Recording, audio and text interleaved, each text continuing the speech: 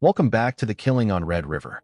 In part 1, we met Emily Carter, the red-haired dreamer from Ardmore, Oklahoma, who vanished on Halloween night, 1999. We traced her last known hours, watched her father desperately search the countryside, and stood witness as her body was discovered 6 days later in the Red River, stripped naked and dumped like trash. We examined the investigation. Evan Brooks, cleared by alibi and polygraph.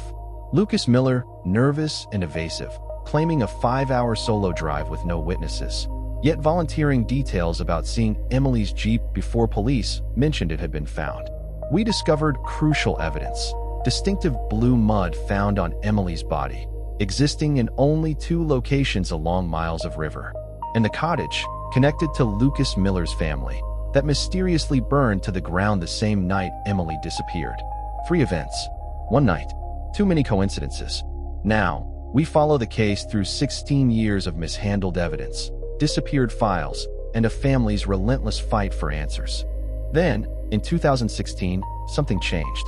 Samuel Reed had spent 32 years in law enforcement, 3 decades of serving communities, investigating crimes, building cases. By all rights, he'd earned his retirement, the chance to slow down, to enjoy the years he'd worked so hard for. But Reed wasn't ready to stop. Not yet. So he decided to run for Carter County Sheriff. The campaign trail in a place like Carter County isn't what you see on national news. No massive rallies or television ads. Just handshakes and kitchen table conversations, door knocking and community events where you look voters in the eye and tell them why you want the job. At one of these events, Reed met Thomas Carter. You can picture the moment. 2 men of a certain generation, both shaped by service and sacrifice, recognizing something in each other. The kind of meeting where you don't need many words to understand what matters. Thomas told Reed about Emily, about the Halloween night in 1999, about the Jeep abandoned on the roadside and the body pulled from the Red River, about 16 years of waiting for answers that never came. And Reed, looking at this father who'd been searching for justice longer than some people spend building a career, made a promise. From one father to another, Reed said, "I'll continue the investigation. I'll find out what happened to your daughter." It's easy to make promises on the campaign trail. Politicians do it all the time. Grand pronouncements that evaporate the moment the votes are counted. But Reed meant every word. Thomas Carter, the Marine who'd survived Vietnam and buried his daughter, finally allowed himself something he hadn't felt in years: hope. January 1st, 2017. Reed's first day as Carter County Sheriff. Most new sheriffs spend their first day organizing their office, meeting staff, settling into the routines of administration. Reed had different priorities. "I demanded that case be brought to me," Reed would later explain. "That was the first thing I did. Not settling in, not establishing authority, not reviewing budgets or personnel files. The Emily Carter case, that came first. I wanted the Emily Carter case," Reed said. "I made a promise, and Marines keep their promises." The mishandled investigation. When they brought the boxes to Reed's office, he felt his heart sink. "I wanted to sit down on the floor and cry," he admitted later. You need to understand what he was expecting versus what he got. 16 years of investigation should produce volumes of evidence. Witness statements, forensic reports, investigative notes, photographs, physical evidence cataloged and preserved. Boxes and boxes of material. Maybe even file cabinets full of documentation. Instead, Sheriff Reed got 2 cardboard boxes. After 15 years, this is all they have to work with, someone observes, disbelief evident in their voice. Reed opened the boxes slowly, like a man afraid of what he might, or might not, find. Inside was documentation, case reports, some newspaper articles from when Emily first went missing, business records, posters from the initial search efforts, and duplicates. So many duplicates.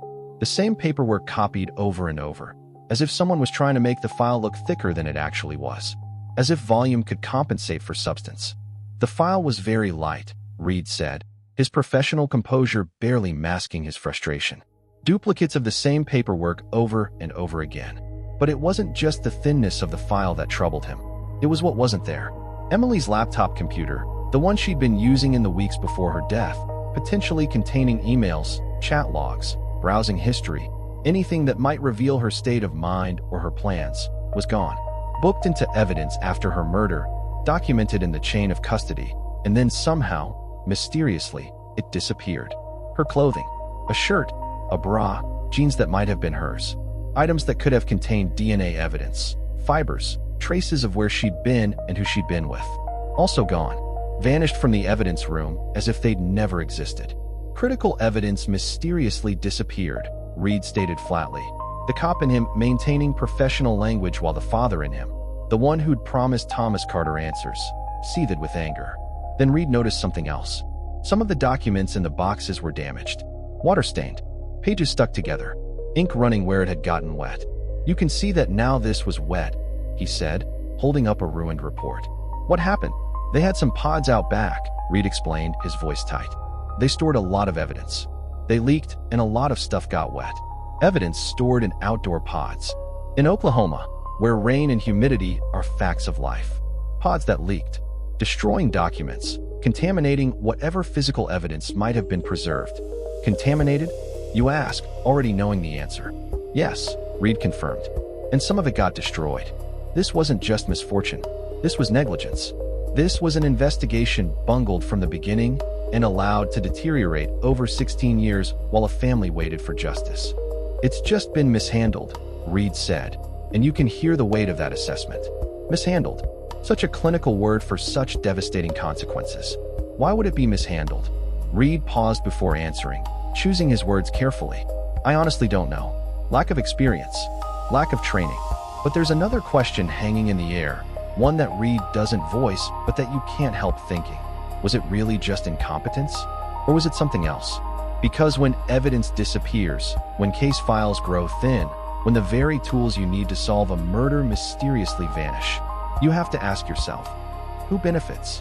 To be fair to the original investigators, they would later claim they did their best, that they worked the case hard in those first days and weeks after Emily's body was found, that they followed leads, conducted interviews, processed what little physical evidence they had.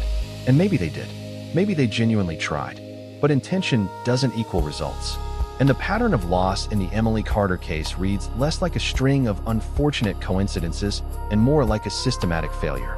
Evidence kept vanishing. First the laptop, then the clothing, then documents destroyed by water damage. Each loss narrowing the already slim chances of solving the case. Leads went cold. The man who claimed he'd driven around alone for 5 hours on the night Emily disappeared, his story remained unchallenged for years. The cottage fire that happened the same night, ruled accidental and filed away. The blue mud that could pinpoint where Emily died, noted but not pursued. Witnesses moved away. This is what happens in small towns when years pass. People relocate for jobs, for family, for the simple human need to escape the place where tragedy occurred. The friends who might have known Emily's plans, who might have heard her mention where she was going that Halloween night, scattered to other towns, other states, other lives. Memories faded.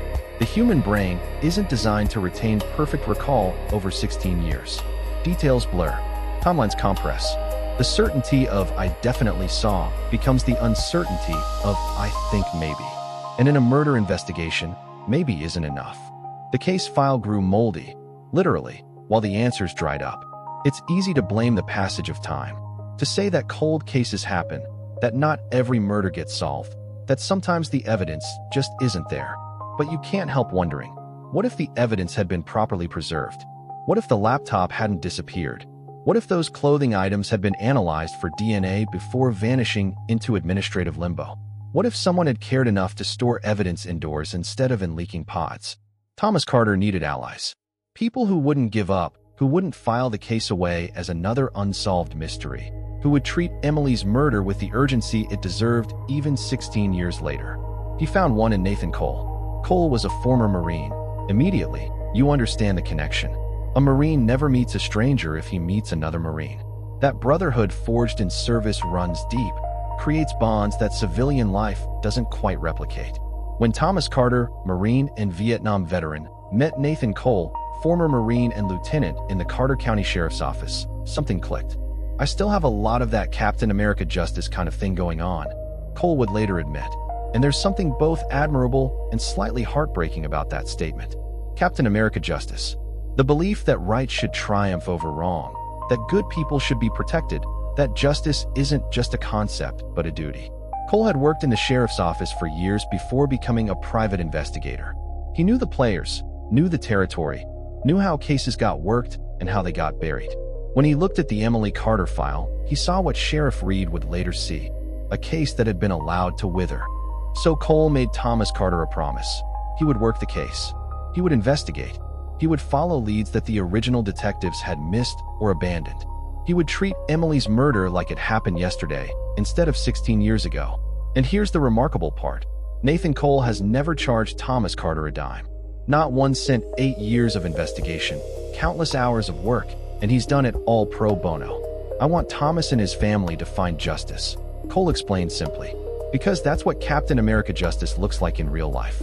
Not a shield and a super serum, but a man willing to work for free because the work matters. Eventually, a second private investigator joined the effort. Henry Wallace brought fresh eyes and additional resources to the investigation. Together, Cole and Wallace began re-examining everything. Every interview, every piece of evidence that hadn't disappeared, every timeline and theory. They were outsiders to the official investigation, operating in the margins of law enforcement authority. But sometimes outsiders see things that insiders miss. Sometimes you need people who aren't constrained by bureaucracy or political considerations. Sometimes you need Marines who believe in Captain America justice. As Cole and Wallace dug deeper, a picture emerged of Emily and Lucas Miller's marriage. And it wasn't pretty. Friends who knew the couple described a relationship marked by arguments, by jealousy, by the kind of control that starts subtle, questioning where you're going, who you're seeing, what you're doing, and gradually tightens until you can barely breathe without permission. The relationship between Emily and Lucas had been turbulent from the start. Someone close to the situation recalled. Arguments, jealousy, control. This is important context because it speaks to motive, to the psychology of a man who might not be able to accept that his wife was leaving him. By the time Emily filed for divorce, she was actively trying to rebuild her life. She wasn't just leaving Lucas. She was constructing something new. She'd moved back closer to family, a deliberate choice to surround herself with support. She'd started seeing someone new, Evan Brooks, the man who would later pass a polygraph and be cleared of suspicion. She was making plans for her future, the kind of plans that didn't include her ex-husband. She was, in other words, moving on. But according to those close to Emily, Lucas wasn't ready to let go. Think about what that means. Think about the psychology of a man who can't accept that a relationship is over, who sees his ex-wife building a new life and feels, what? Anger? Betrayal? Desperation? All of the above? The phone records told their own story. In the days leading up to Emily's disappearance, Lucas called her multiple times. Not just once or twice, multiple times. The kind of calling pattern that suggests someone who needs to talk, needs to connect, needs to maintain contact. Some of those calls went unanswered. Emily saw his number on her caller ID and chose not to pick up. That's significant. That's a woman establishing boundaries, trying to maintain distance from someone she's divorced. Other calls were answered but ended abruptly. Brief conversations that didn't go where Lucas wanted them to go. Exchanges that left things unresolved. Questions hanging in the air, tensions simmering. The pattern was clear: persistence, possibly obsession. A man who couldn't or wouldn't accept that his ex-wife had moved on. On the night Emily disappeared, that pattern continued. Lucas called her. The records showed it. Whether she answered, what they talked about, how the conversation ended, those details were lost. But the call happened. Hours later, Emily told her friend Christy Farr, "I got to go." She never said where she was going, never mentioned meeting anyone, just left, driving her Jeep into the October darkness. By morning, she was missing. By the following week, she was dead. And Lucas Miller, the man who'd been calling her repeatedly, who'd admitted to driving around alone for 5 hours that night, who'd somehow known to mention her Jeep before investigators told him it had been found, Lucas walked free. Because suspicion isn't proof. Because phone calls aren't murder. Because in the American justice system, you need evidence, and the evidence had disappeared into leaking storage pods and administrative incompetence. With the physical evidence gone, what remained? Memory, but memory fades. Motive, but motive alone doesn't convict. And questions, so many questions that refuse to die no matter how many years passed. Why was Lucas driving alone for 5 hours on the night his ex-wife disappeared? Why couldn't he provide a single witness to verify his whereabouts? Why did he remember seeing Emily's Jeep with such specific detail, if nothing unusual happened? Why did a cottage connected to his family burn down the same night Emily vanished? And the biggest question of all, Where was the evidence? Who benefits when laptops disappear and clothing vanishes and case files grow thin and moldy? Sheriff Reed sat in his office, looking at those two pathetic boxes, and understood the magnitude of what he'd promised Thomas Carter. He'd pledged to solve a murder with almost nothing to work with. Evidence destroyed by water damage. Critical items mysteriously missing. A case file that read more like a rough draft than 16 years of investigation. But he'd made a promise. From one father to another, Nathan Cole continued his work, unpaid and undeterred. Captain America Justice doesn't quit just because the odds are bad. And somewhere in Carter County, someone knew the truth. Someone understood what had happened on Halloween night, 1999. Someone carried the weight of that knowledge, day after day, year after year. The physical evidence might be gone, but the truth? Truth has a way of surviving. It lives in memory, in motive, in the questions that refuse to die no matter how much time passes or how thoroughly someone tries to bury them. Emily Carter deserved better than 2 boxes of water-damaged paperwork and missing evidence. She deserved justice. And the people fighting for her father Thomas, Sheriff Reed, Nathan Cole, Henry Wallace, they weren't giving up. Because some questions won't stay buried. Some fires keep burning. And sometimes, when all the evidence is gone, the truth survives in the one place it can't be destroyed. In the hearts of people who refuse to forget. Waiting for justice. 8 years after Emily Carter's body was pulled from the Red River, her younger sister Megan fell in love. His name was Daniel Cross, a filmmaker with an artist's eye and a storyteller's instinct for finding truth in the details others miss. When Megan first told him about Emily, about the Halloween night disappearance, the body in the river, the 16 years of waiting for answers, Daniel asked the question that would change everything. Who did it? Not what happened. Not how terrible.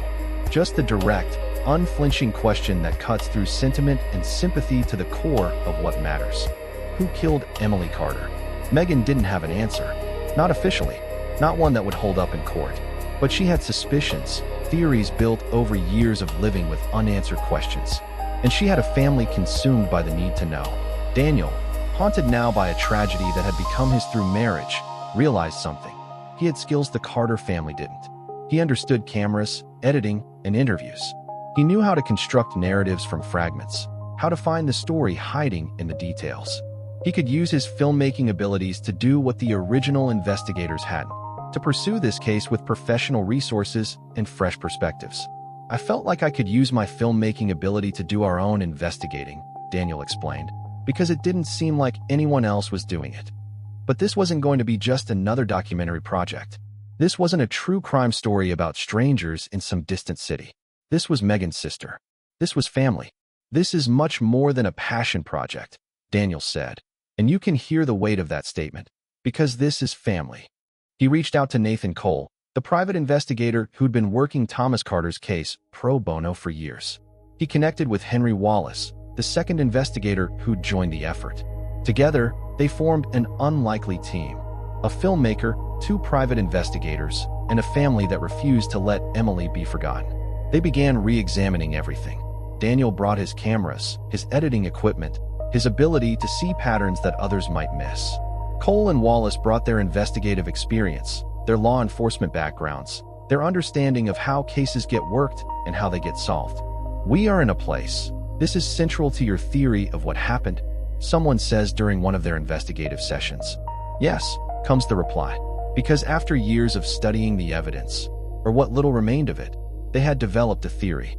Not just speculation, but a carefully constructed timeline backed by physical evidence, witness statements, and the kind of deductive reasoning that separates professional investigation from amateur guesswork. In Carter County, they haven't forgotten Emily Carter. Once a month, without fail, they gather. Riders from across the county, some who knew Emily personally, others who only knew her story. They saddle their horses in the early morning light, checking their tack, adjusting their stirrups, and preparing for the ride. They call it riding for justice, and it's become more than a memorial. It's a statement, a reminder to anyone watching that this case isn't closed, that this community hasn't moved on, that Emily Carter's murder still matters. How often do you saddle up and ride? Someone asked one of the regular participants. Once a month, comes the answer.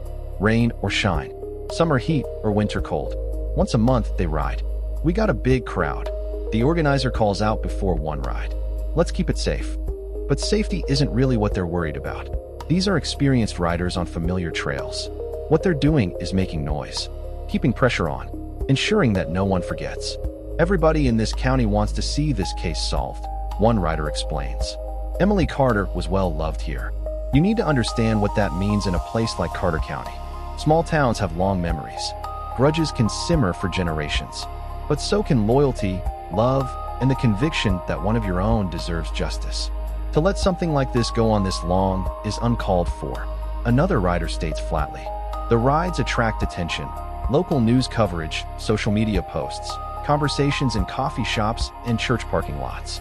Each ride is a reminder that time hasn't healed this wound. Each gathering of riders sends a message. We haven't forgotten, and we won't stop asking questions.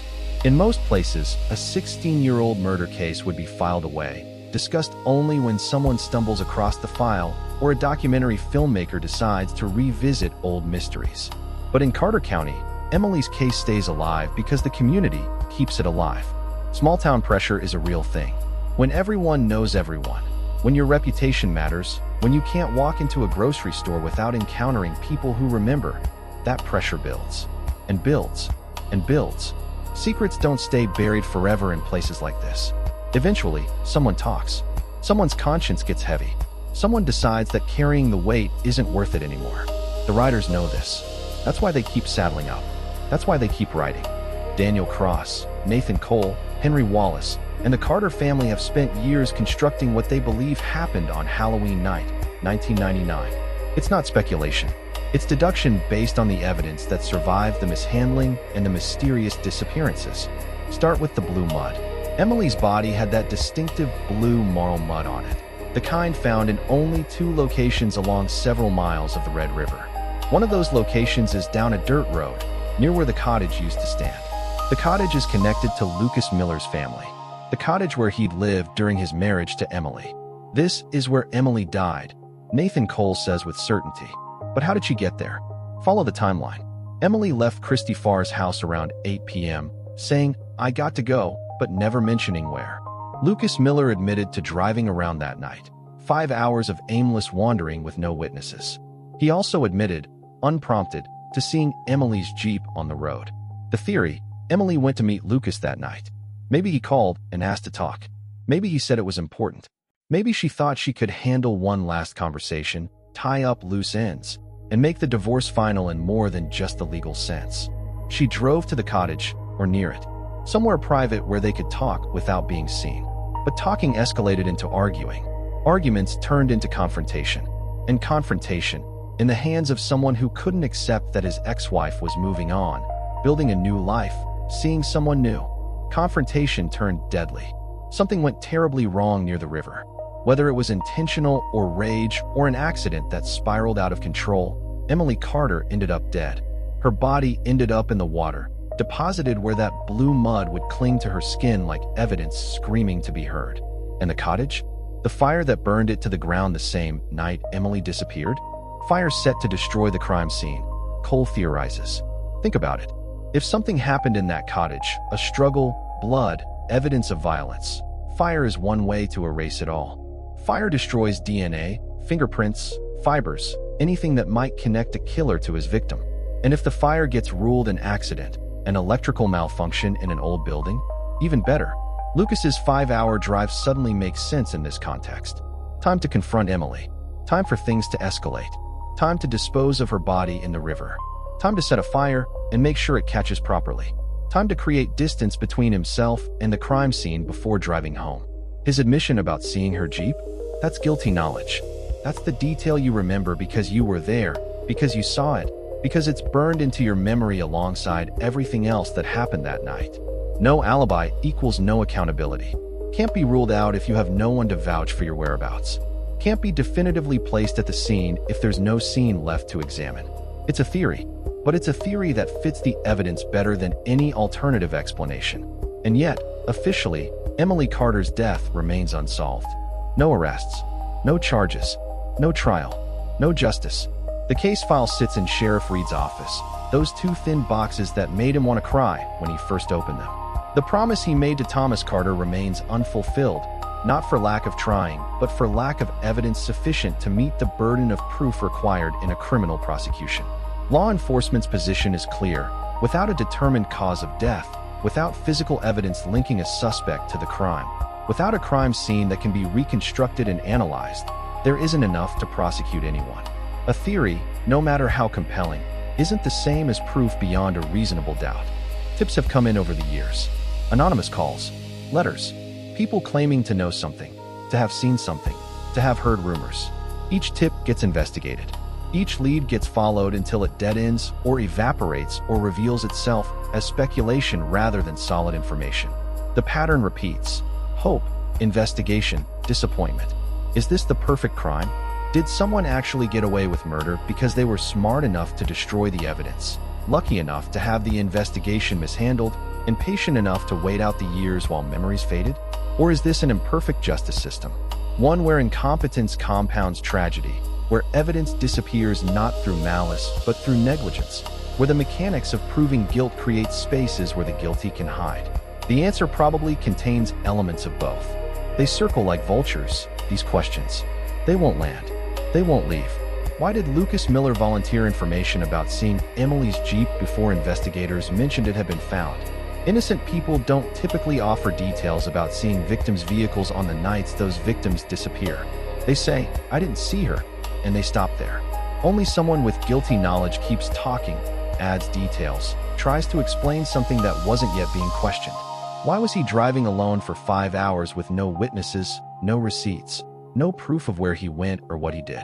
5 hours is enough time to drive from Ardmore to Dallas and back. It's enough time to commit a murder, dispose of a body, set a fire, and create the appearance of an alibi. It's also just enough time to make verification impossible. Who remembers exactly where they were during a 5-hour window 16 years ago? Why did the cottage burn the same night Emily vanished? Electrical malfunction is the official explanation, but the timing stretches coincidence past the breaking point. A woman disappears. A cottage connected to her ex-husband burns. Her body shows up days later with mud found near that same cottage. At what point does coincidence become evidence?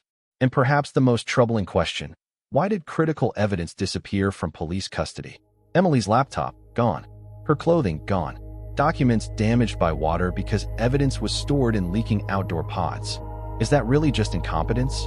Or does someone benefit from evidence disappearing? When evidence vanishes, ask yourself, who profits from its absence? Megan Carter Cross wakes up every morning carrying the weight of her sister's unsolved murder. She's built a life, married Daniel, probably has routines and responsibilities that fill her days, but Emily's absence colors everything. "There's not one day that I don't wake up and think about my sister," Megan says. She refuses to let Emily become just another statistic.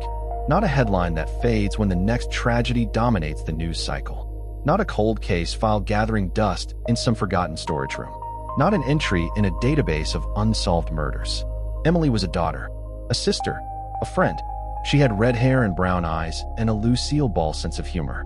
She played tennis and cheered at football games and dreamed of a world bigger than Ardmore, Oklahoma. She fell in love, got married, got divorced. She was trying to rebuild when someone took that future away from her. She deserves justice, Megan insists. Thomas Carter, the Marine and Vietnam veteran who spent 6 days scanning the skies for buzzards searching for his daughter, is getting older. Time passes for everyone, even Marines who refuse to give up. His hope now rests on Sheriff Reed's promise, on Nathan Cole's dedication, on Daniel Cross's cameras and investigative persistence. Daniel continues filming. Every interview, every piece of evidence, every horseback ride for justice gets documented. He's building something. Maybe a documentary that will finally bring enough attention to break the case open. Maybe just a record for posterity, so that when Thomas Carter passes, when the people who remember Emily personally are gone, the story survives. Sheriff Reed keeps the case open. The promise he made to Thomas Carter still stands. From one father to another, those words mean something. They create obligation, duty, the kind of bond that doesn't dissolve just because the evidence is thin and the years keep piling up. Was Emily Carter's death a tragic accident? Did something happen that night that wasn't intended? A confrontation that escalated beyond anyone's control? A terrible mistake rather than calculated murder? Or was it something far darker? Something hidden by fire, time, and silence? something that required planning. The isolated location, the disposal of the body, the destruction of evidence, the years of maintaining a story while a family suffered? Somewhere in Carter County, someone knows the truth. Someone carries that knowledge like a stone in their chest, heavy and permanent and impossible to fully ignore. Maybe they've convinced themselves they had reasons, justifications, circumstances that made it not quite murder or not quite their fault. Maybe they sleep peacefully at night, unburdened by conscience. Or maybe, as the years accumulate, the weight gets heavier. Maybe they hear about the monthly horseback rides. Maybe they see Thomas Carter around town, aging and grieving. Maybe they think about Megan growing up without her sister, about all the moments Emily missed, graduations, weddings, nephews and nieces she'll never meet. In small towns, guilt has a way of surfacing. Secrets leak. Deathbed confessions happen. Someone's kid finds something, asks questions, puts pieces together. Time doesn't always protect the guilty. Sometimes it just makes them tired. Truth delayed is not truth denied. Justice postponed is still justice waiting. And Emily's story? It waits with the patience of water wearing down stone. The Red River still flows past that blue mud bank. The current runs the same as it did on Halloween night, 1999, when Emily Carter's body entered the water. Fish swim there. Fishermen cast their lines. The river doesn't remember. The river doesn't care. It just flows, carrying its secrets downstream. The cottage foundation remains visible if you know where to look. Weeds have overgrown most of it, nature reclaiming what fire destroyed. But pieces of melted glass still catch the sunlight on clear days, twisted and transformed by heat into shapes that were never intended. Evidence of destruction, preserved by accident. Once a month, the community saddles up and rides for justice. Once a month, they remind Carter County that Emily Carter hasn't been forgotten. Once a month, they apply pressure, keep asking questions, refuse to let the case fade quietly into history. A family still demands answers. Thomas Carter, Megan, Daniel Cross, they haven't stopped searching. They've built a team, developed a theory, documented everything. They're waiting for the break that finally brings accountability. And somewhere in Carter County, someone carries a secret. Maybe you know them. Maybe you've seen them at the grocery store, sat next to them at church, waved to them from your car. Maybe they seem perfectly normal, just another person living their life while a murder goes unsolved. But they know. And in small towns, eventually, that knowledge finds its way to the surface. There's not one day that I don't wake up and think about my sister. Until the truth comes out, the questions remain. They circle. They persist. They refuse to die no matter how many years pass. Waiting for answers. Waiting for justice. Waiting for someone to finally say what happened on Halloween night, 1999, when a red-haired girl with dreams bigger than Ardmore, Oklahoma, disappeared into the darkness and ended up in the Red River. The killing on Red River is not over until someone answers for Emily Carter. And the waiting continues. If this story haunts you the way it haunts the Carter family, if you believe that unsolved cases deserve attention and pressure and the refusal to forget, then join us. Subscribe to our channel, where we dig into cases like Emily's, stories where the evidence might be thin but the questions are powerful, where justice has been delayed but not denied, where families still wait for someone to care enough to listen. Because some stories aren't over just because time has passed. Some wounds don't heal until truth finally surfaces. And some voices deserve to be heard, even 16 years after they were silenced. Hit that subscribe button. Turn on notifications. Let's keep the pressure on together. Because in the end, the only thing worse than an unsolved murder is a forgotten one. Emily Carter deserves better than silence. And so do you.